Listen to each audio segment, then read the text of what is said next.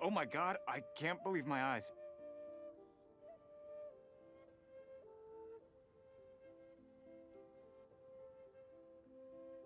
How can she lift that massive rock all by herself? She's gotta be one of those Adepti, surely.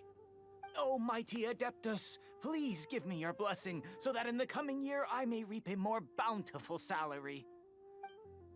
This is top tier in size and quality, and the condition it's in is quite simply immaculate. Congratulations! This item is approved for submission. I'm going to award you full marks for the Sunset Vermilionite item. May I take your name? My name isn't important. I'm not even here to compete. I was just delivering this for some other people. They should be here any minute now. Shenhua, and Ningguang's little helper.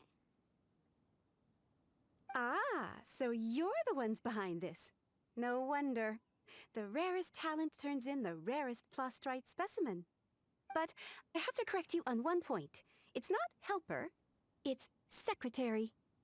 Okay then, Miss Secretary, what do you think of the rock we found? Pretty amazing, right? In truth, it is the finest piece of plastrite we have received so far. If everything goes according to plan, we will use this piece in the foundation of the Jade Chamber, which will enable us to proceed to the next stage of construction. As a side note, Lady Ningguang has rented some dwellings in the nearby area to serve as accommodations for the contestants. If you need a place to rest, you are welcome to stay there. Now, please excuse me. As you can see, there is still a lot of work to do on the building site. Shenhua, just now on the way over, pretty much everyone was singing your praises. Oh, really? What kind of reaction is that? So strange. Aren't you happy about it? Whenever Paimon gets praised, Paimon can't help but hold her head up high and break into a big smug smile. I've had similar compliments before. They call me an Adeptus, treat me with great deference and respect, as if I'm set apart from the common folk. Yeah, 'cause that's how Adepti are. At least the ones we've met are pretty unique and reclusive, too.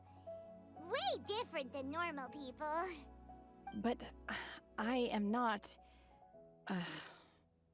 Shenhua? I'm fine. I've been exerting myself quite a lot ever since we set foot in that abode.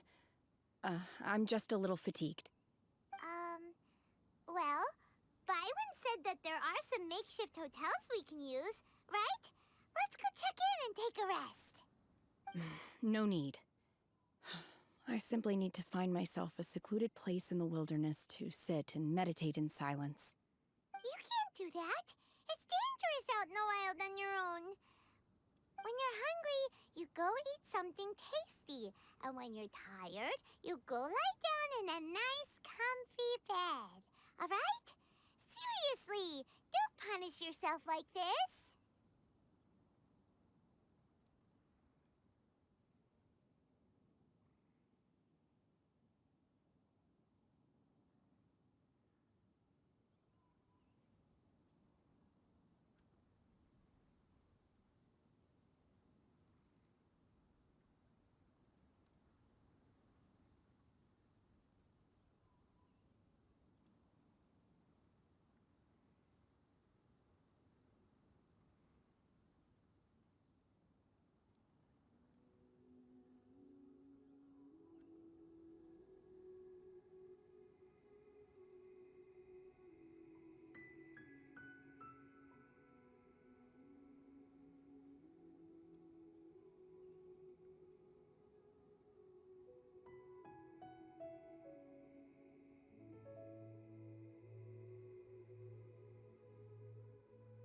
Okay, if you insist.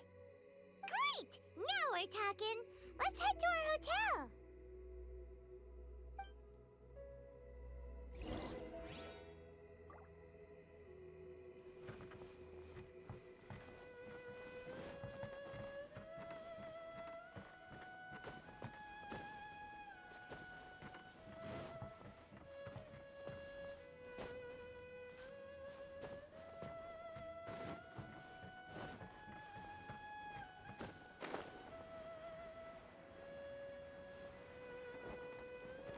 Hi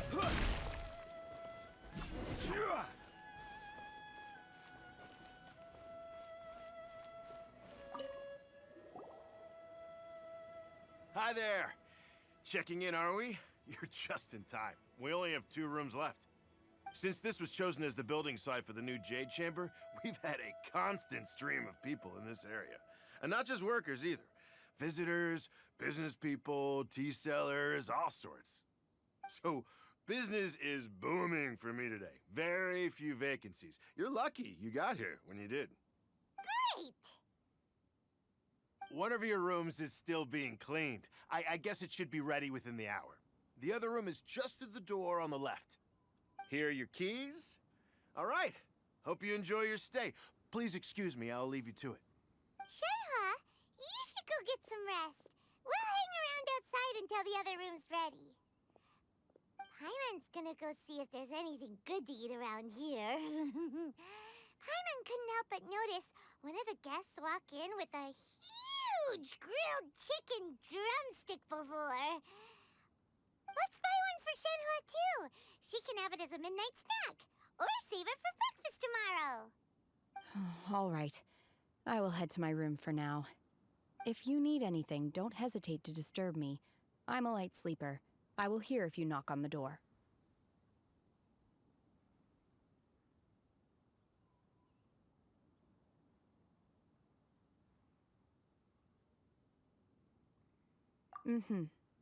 See you tomorrow.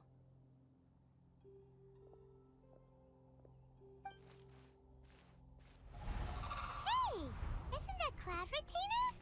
What's she doing here? Let's go and say hi.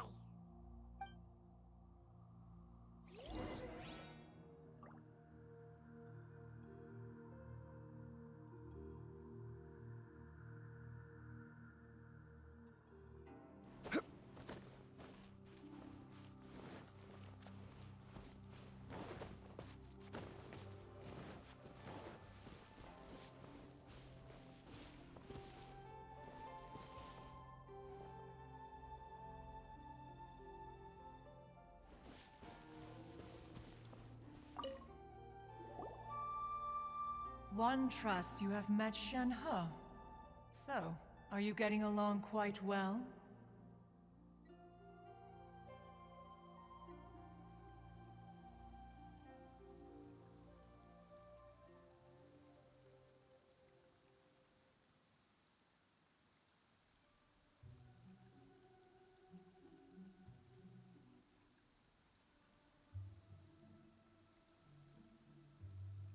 So far, so good. Yeah. So, you know Shenhe too, Cloud Retainer? Naturally. Save for Ganyu, who spends the majority of her time in Liyue Harbor. All the Adepti living today are acquainted with Shenhe to some degree. Cool. So, what's her Adeptus name anyway? Calling her Shenhe feels kind of friendly, but also kind of disrespectful. So Paimon's thinking maybe it'd be better if we called her by her Adeptus name instead. Her Adeptus name? Why, pray tell, would Shenhe have an Adeptus name? Don't all Adepti have a special title they go by?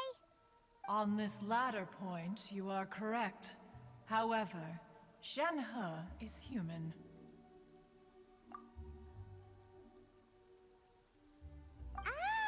Oh, right. Wait, what?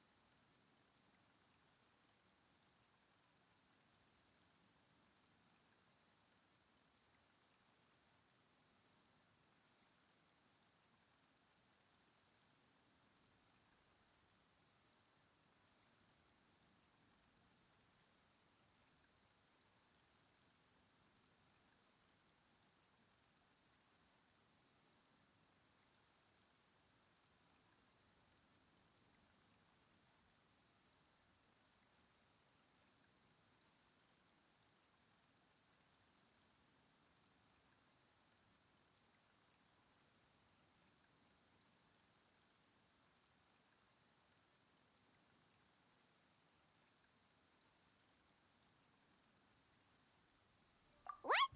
You knew already? So is Paimon the only one who didn't know? Do you mean to say that she presents differently from ordinary human beings? Well, to start with, her problem-solving methods are extremely direct. Ah, yes. She was like this all those years ago when one first met her. In this respect, she has not changed. One first found Shenhe by chance in a cave. One was passing by and sensed the presence of a god's remains. Being of an ever-vigilant disposition, one entered immediately to inspect the scene. Inside was Shenhe, then aged around 6 years old. In her hand, she held a dagger with which she was confronting a monster that was the god's remains incarnate. That sounds so dangerous. When one arrived, she had already been locked in confrontation with this monster for several days. Most mortal children are fragile, both physically and mentally, and are highly reliant on their parents for survival. But not so her. That she was able to endure such terrible danger was due not only to her strong willpower, but also to the bloodlust and homicidal instinct with which she was born. One dealt with the monster, yet she still refused to lower her guard. She even pointed her dagger in one's direction and remained ready to strike. Only after she was satisfied that one had no intention to cause her harm did she finally relent. She then passed out without uttering a single word. In other words, if you hadn't passed by that day, Shenhe might have... Not necessarily. Upon one's arrival, one could sense that the god's wrath was gradually receding.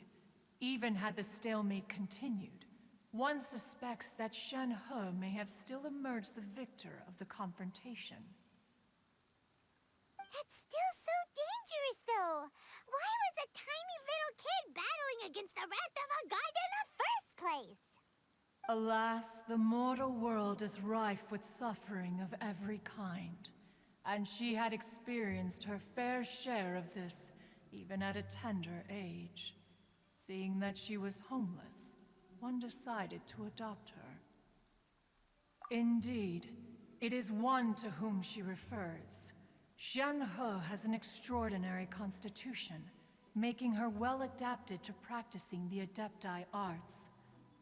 All the Adepti cherished her talents, and so we were willing to train her. However, her homicidal urges did not subside with age. Rather, they grew stronger day by day. Mooncarver once performed a divination for her. He declared that her fate is to bear the curse of calamity. Consumed by malevolent energy, she is prone to bring harm to those around her. Such is the magnitude of the danger this poses, that her soul must be bound with red ropes to keep her homicidal instinct at bay. The red ropes have indeed served to keep her calmer and more content. They also seem to have rendered her somewhat inexpressive. Perhaps the red ropes are so powerful that they have suppressed some of her other emotions as well.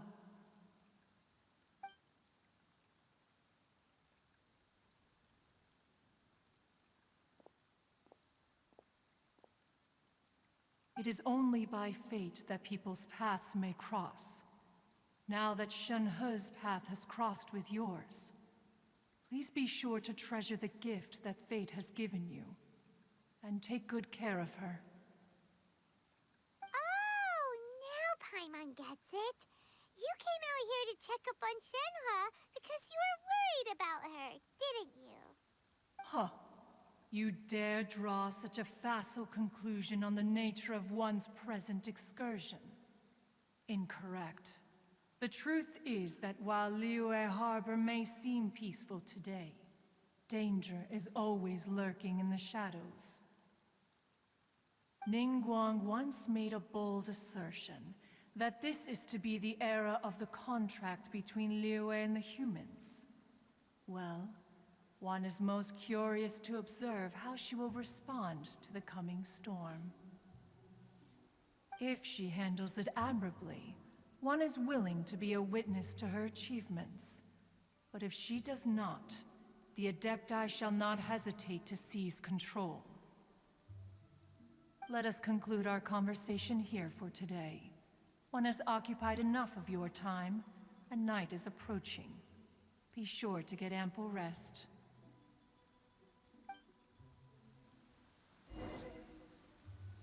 So, Shenhua isn't an Adeptus after all.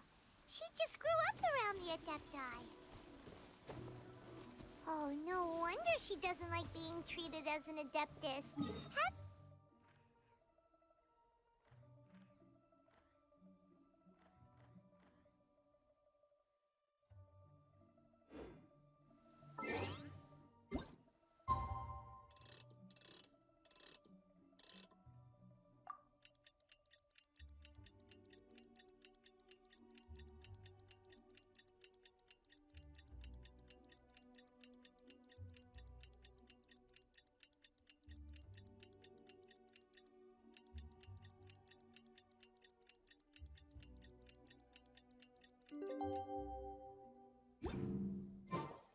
Where do you want to go next? If you'd like to see Liyue's tourist spots, I have a few references. Hey! So, Shenhua... Master has relayed my situation to you, I take it. Oh? How did you know? I'd intended to wait until you came back before going to sleep, but I didn't hear you come in. I was worried that something may have happened to you, so I went outside to check and caught sight of my master. On top of this, you have been acting very strangely around me this morning, causing me to suspect that my master must have told you everything about me. After all, Master is... very talkative. Sorry, Shenhua. Paimon had you down as an Adeptus this whole time, but it turns out Paimon was wrong. It's okay. I don't mind. The fault is mine for not explaining everything to you sooner, because in my experience, trying to explain is a futile pursuit. Still, though you mistook me for an Adeptus, you never treated me as distant and unapproachable. Instead, you treated me as you would a friend. For this, I am very grateful indeed. To be fair, we've met our fair share of real Adepti, too. Anyway, now it's settled. From now on, you're our friend. Whether you're an Adeptus or a human isn't the important thing. First and foremost, we're just plain old friends. Got it. Although I don't know quite what it entails in terms of what I have to do, I must say I like the title Friend very much indeed. Great! Well, now that we're all rested up, we should start searching for the other 2 items on the list. But before we do that, let's go to the building site and ask Ningguang's little helper how the progress is going. After all, Sunset Vermilionite is so rare. Paimon doubts many competitors will really be able to find any. If it turns out some of them have given up already, we'll be able to take things a little more slowly. Oh, and another thing. We bought some grilled chicken drumsticks on the way back last night. There was a place just outside. Here's one for you, Shenhua. Try it! They're so good. I concur. It has a rich flavor, far more agreeable than those I've cooked for myself in the wilderness in the past.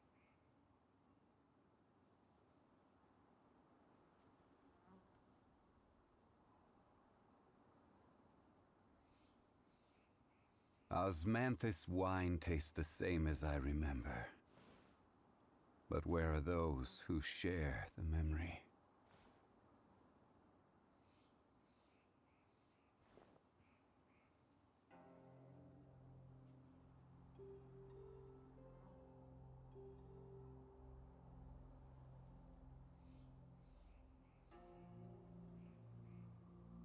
Boats are made for transferring commodities back and forth. And those that come across Liyue tend to stay a while. So it is where many things come to settle.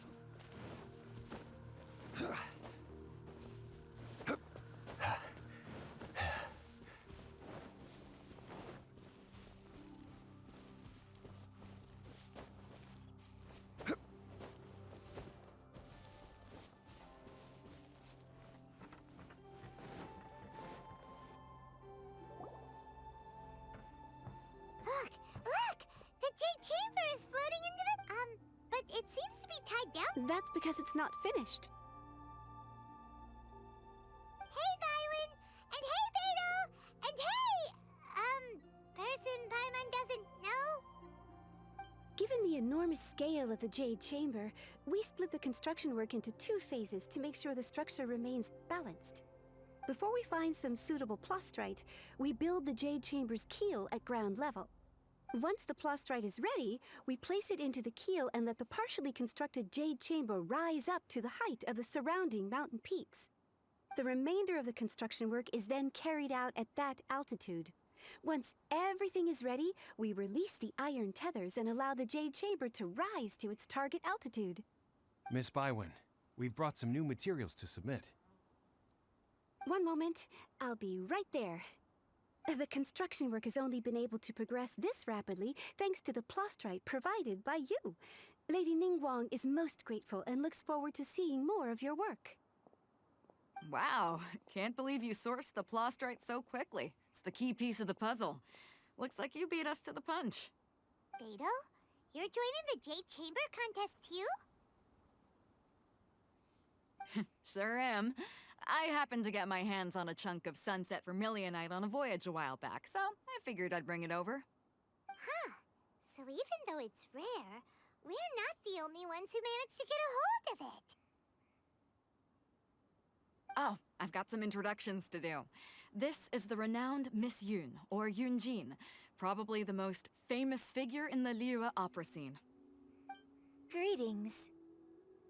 These two are Paimon and the Traveler, both good buddies of mine. And this is... sorry, not sure we've met. Shenhe. I am their... friend. Good to meet you.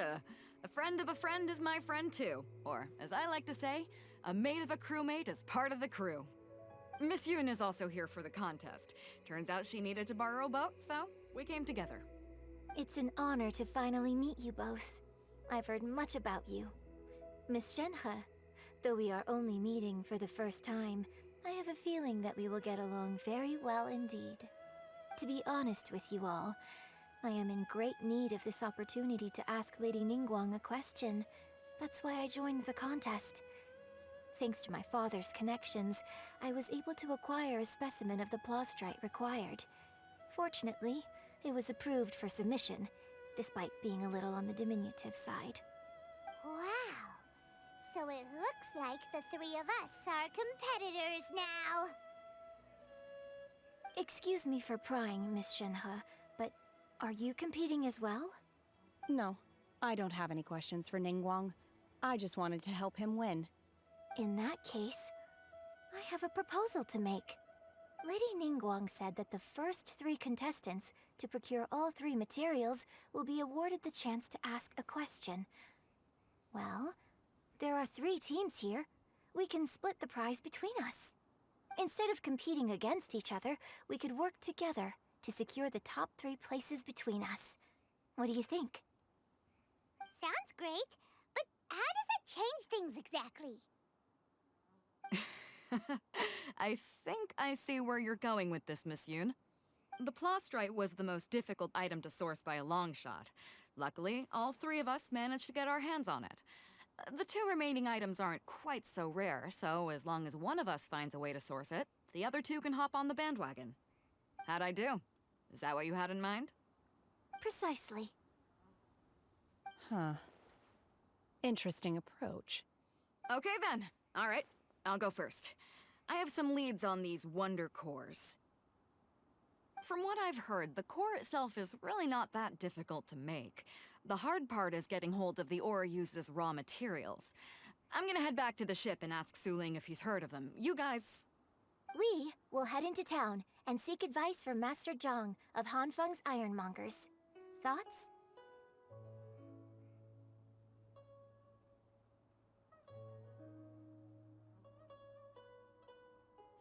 Wonderful. We'll split into teams then, and whoever makes progress first brings all of us a step closer to victory.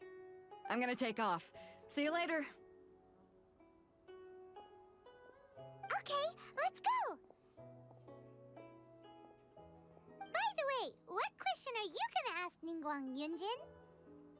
I'm looking for a venue to host the performance of our new opera. Lady Ningguang has excellent judgment, so I would like to hear her opinion. Ooh, what's the opera called? Paimon wants to go see it. The opera is a labor of love by my father.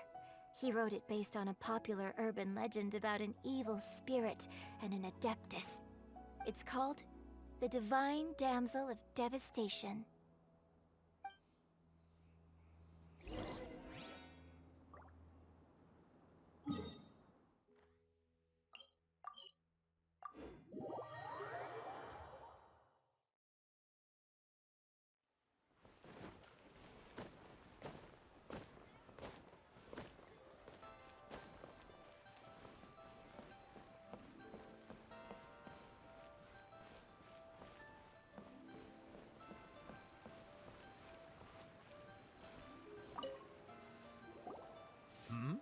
Ah, hello. Are you here for something off the shelf, or do you need something forged? Excuse me, Master Zhang. We were wondering if you'd heard of something called a Wonder Core. Of course I have. Sorry, who's asking? My name is Yunjin. Perhaps you don't know me, but I believe that you forged some weaponry for my father in the past, for stage use. Yunjin? Stage use? Oh, so you must be Miss Yoon. Sorry, my brain's finally caught up. It's not used to doing much beyond bashing a hammer all day. Everyone's heard of you, Miss Yoon. Even folks who don't make it to the opera all that often. Like myself. So, you're here to ask about Wonder Cores, huh? As it happens, I do know how to make them. Matter of fact, I made some for Lady Ningguang back when she was building the original Jade Chamber. The types of ore needed to make Wonder Cores are a little hard to come by. Lady Ningguang supplied them herself last time. I don't suppose you've brought any yourselves? No, we were gonna ask you what kinds of ore we need. Sure. Well, you'll need two kinds. Star Splinter Iron and Subrosium. If I remember correctly, Lady Ningguang sourced her Star Splinter Iron from the Mount Tianheng area. They say it resonates with visions. It could take some work, but if you stick with it, you'll find some eventually. As for the Subrosium, though, that's trickier. It's all but unheard of on the market. I'm really not sure. Sorry. What I've heard is that the people around Mount Tianheng have some sort of magic trick that can pinpoint the location of the stuff. Of course, it's probably just hearsay. If you want my advice, start by looking for Star Splinter Iron around Mount Tianheng. And if you run into any locals, ask them a few questions about Subrosium. Mount Tianheng. Interestingly enough, the story of the Divine Damsel of Devastation also takes place on that mountain. I hear the view there is quite spectacular. A favorite destination of the Adepti, in fact. Perhaps it can give me some inspiration. Let's not delay. We should head straight there.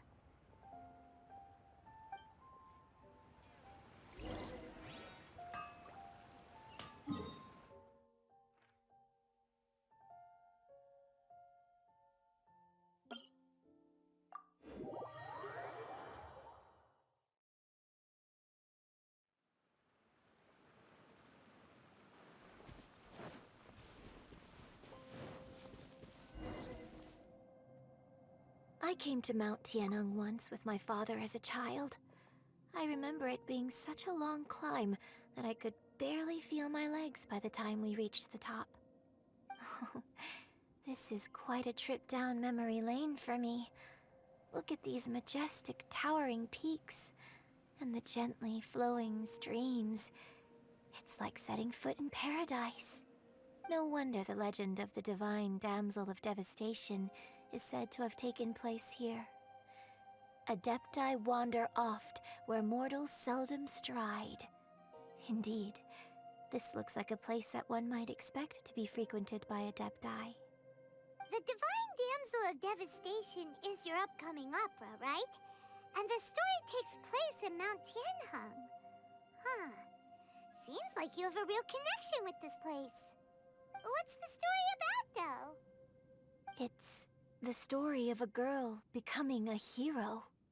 Cool! A hero story? They're Paimon's favorite! The legend first arose in this area. It is said that there used to be a prosperous village on the mountain. In that village, there was a loving couple who were completely devoted to one another. One day, a terrifying monster appeared.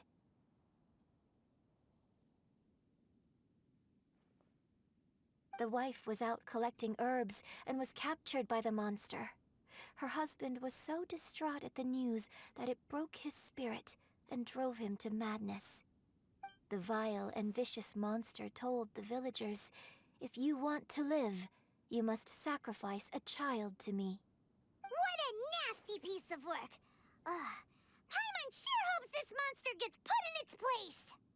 But the monster was so terrible and so strong that all within the village were terrified of it.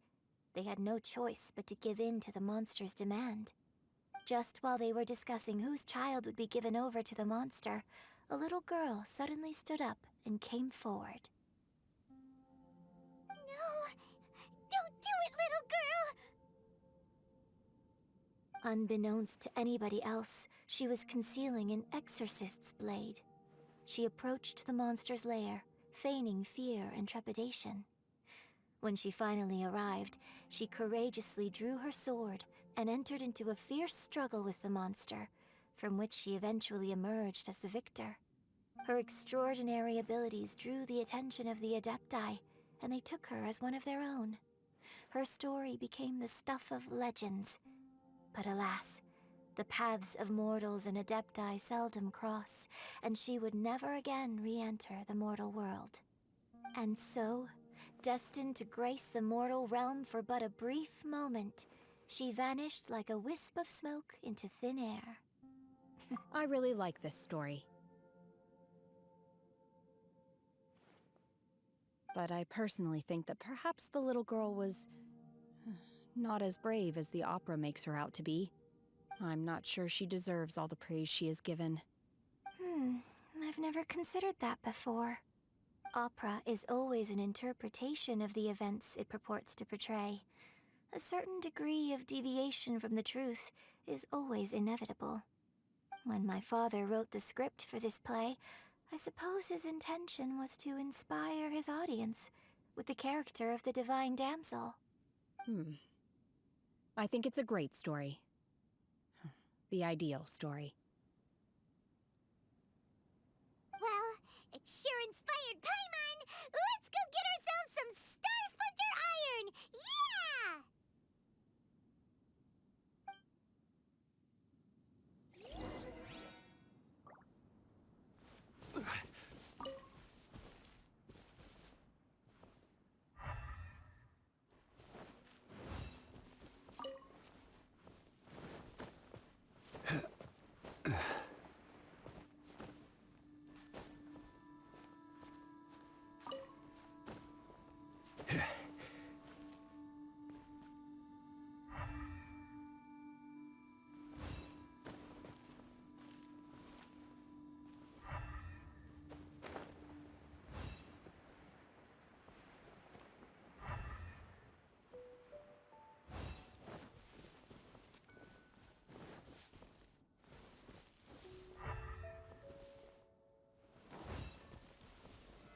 Stabilize!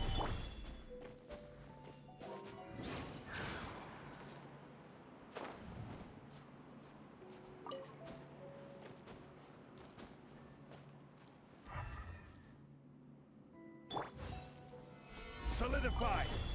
This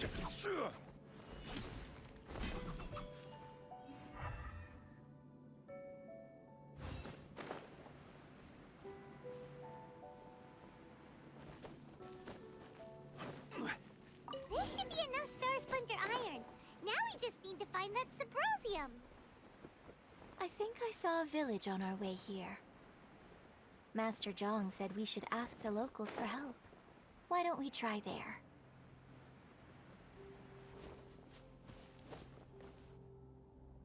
Hey, there really is someone here.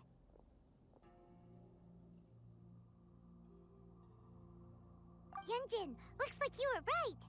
Excuse us, sir. Can we ask you something? Huh. He didn't seem to catch that.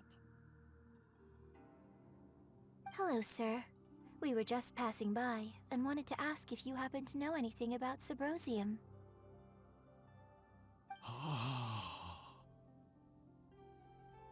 Is he trying to tell us to look for clues in the village? Well, whatever. Guess we're on our own here. Shenhua, Yunjin, let's have a look around. Sorry, you can go ahead without me. I'd like to have a word with this gentleman. If that's okay with you, Uncle Mingjin. It's... Shenhe. Shinho. You're alive. The rumors were true. So, all these years? I'm sorry, I don't know how to find Subrosium. But I think you can find some information in the village. This place is deserted now. No one ever comes here.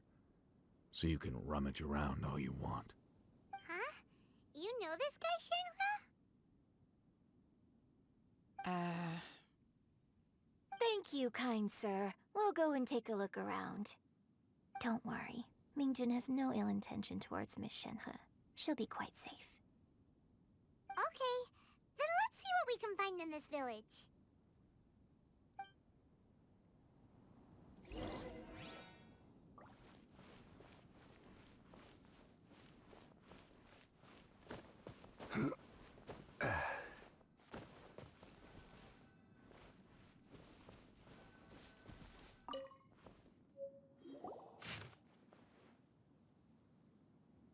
The remains of a god, an abandoned village, Mount Tianheng.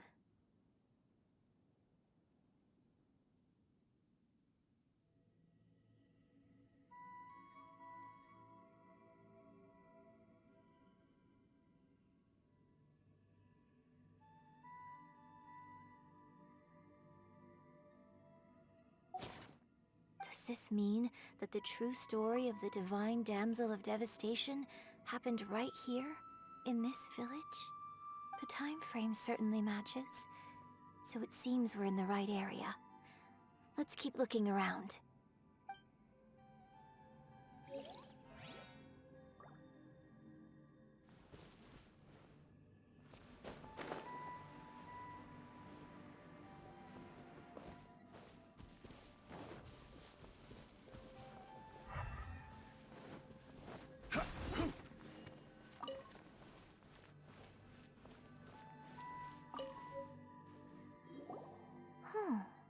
What's this?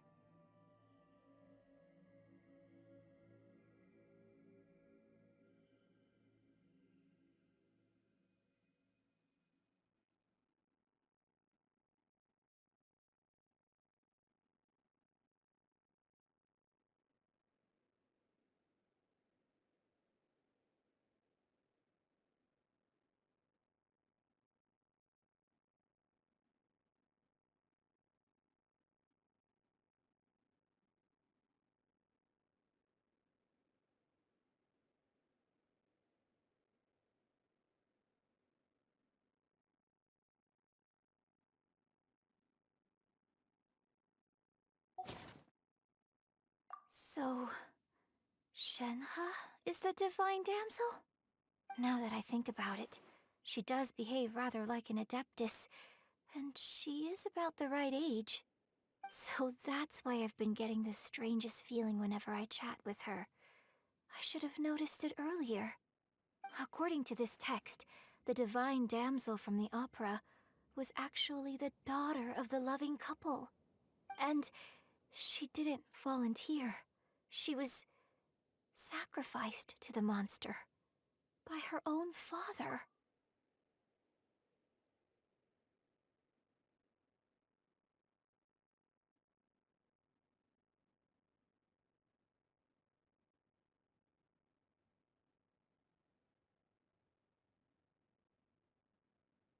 Oh, the truth is even more lamentable than the opera.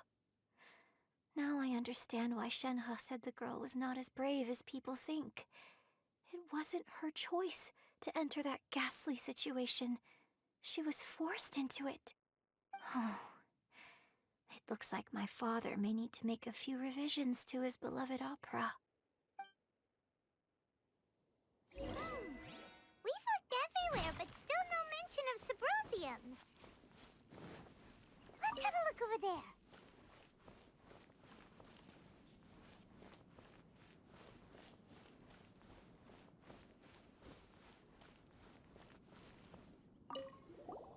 I came back here once before. A few years ago. It was deserted then, too. Except for a few low-life bandits. Everyone and everything I remembered was long gone. But I tried explaining to them that I wasn't an Adeptus.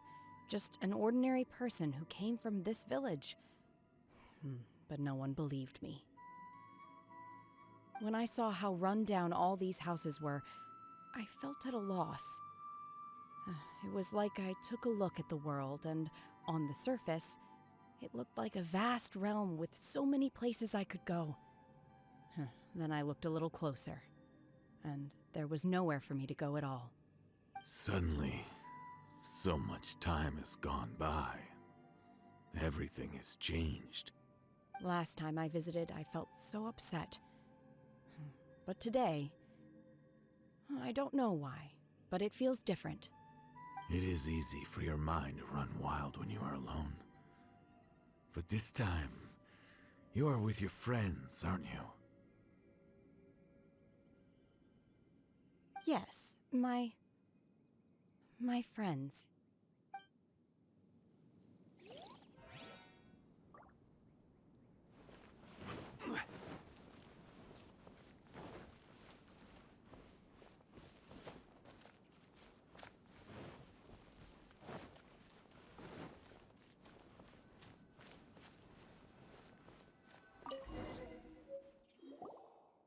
This is it!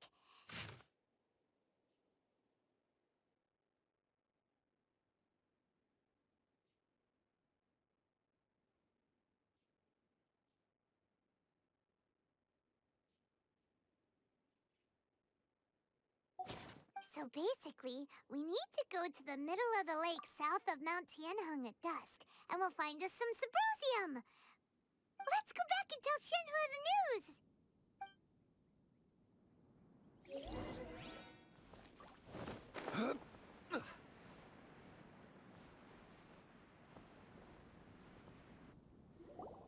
One year when I was back visiting, I heard a story about a white-haired Adeptus from a merchant passing by.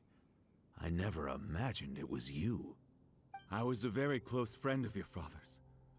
I could have stopped him from performing the summoning ritual. I had plenty of chances, but I couldn't bring myself to stand up to him. I just let things happen, let it all escalate.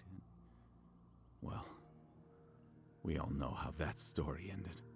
I bring flowers back here every year. And each time I wish I had a chance to apologize to you.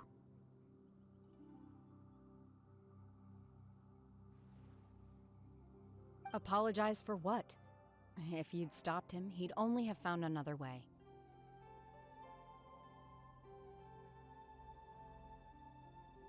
There is nothing he wouldn't have done for his true love. Nothing. Do you still hate him? I don't know what I feel. I'm told my fate is to bear the curse of calamity, so my master bound my soul with red ropes to curb my aggression. But It also dampened my emotions, making me dispassionate, like the Adepti. So if you ask me how I feel about the past, if I hate my father or not, the truth is, I feel nothing at all. It must have been so tough for you all these years. Shenhe, we're back! Oh, then I will leave you all in peace. Shenhe, it brings me some solace knowing that you are okay. I'll tell you more about the old times next time we meet. Thanks, mister. We found some info in the end.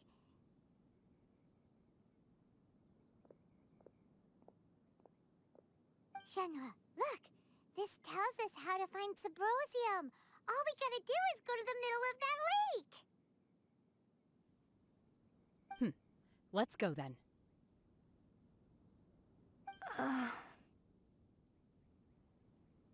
Miss Shenhe, there's something I'd like to talk to you about. Just now, in the village, we found your father's diary.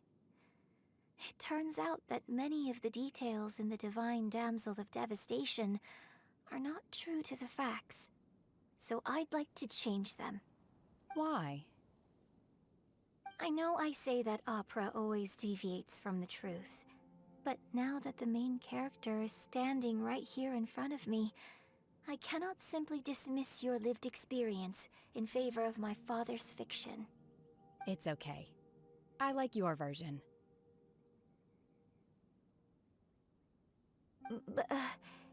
Huh? My master once said that the day I learn how to use my strength for the good of others is the day that I can truly become part of human society. So, I hope that one day I might be brave enough to stand up and protect others, just like the girl in the opera. But I've never thought this way before, and I wonder whether I will continue to think in this way. Don't worry. I believe you will. In fact, I think maybe you've already started to become the person you aspire to be. You just haven't had the opportunity to see it for yourself yet. Shenhe! Yunjin! Cut the chit-chat! Let's go!